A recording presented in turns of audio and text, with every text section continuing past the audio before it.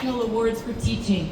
Right. Throughout my 2 decades in PPS, I witnessed and experienced and advocated about sexual harassment and gender discrimination of myself, fellow teachers, and young women, girls, and people of all gender identities since the start of my career.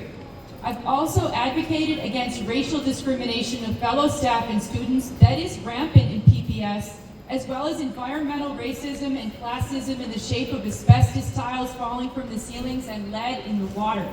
Whether it was speaking up about sexual harassment and assault, or against the unlawful practice of girls being punished and or re-traumatized by being required to do fake restorative justice and do work adults should be doing, to educate same-age peers after being sexually harassed and inappropriately touched at school, or speaking up in terror after being groped and grabbed by a male co-worker in PPS, or speaking up on behalf of another woman who experienced sexual harassment, or making a mandatory report about sexual abuse. The results have been the same. Instead of investigating sexual harassment and racial discrimination and environmental racism, PPS investigated me, believing that enough scrutiny would break my family, break my spirit, and break my voice, but this time they've got the wrong one.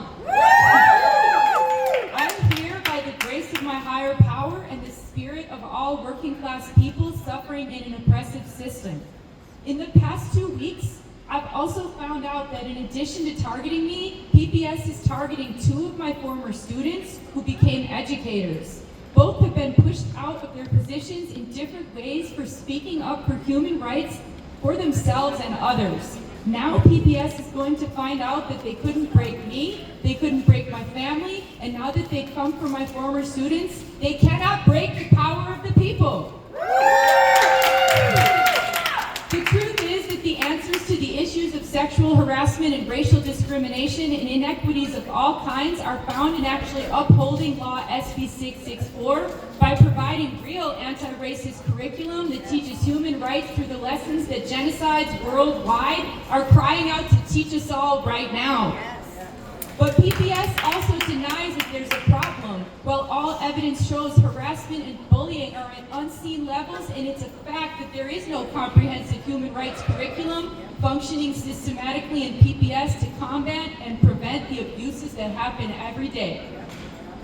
For so many of us, PPS tactics of investigation and retaliation have impacted us deeply, violating our families and harming our ability to trust.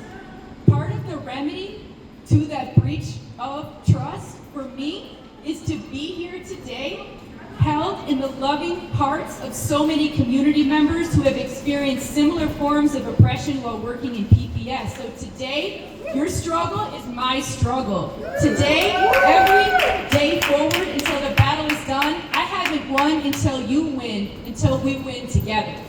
All right. Please join me in this call and response movement mantra. I will allow this moment to transform me. Yay! No one is coming to save us. No one is coming to save us. All that we've got is each other. All that we've got is each other. We are the people we were waiting for. We are the people we were waiting for. Thank you so much.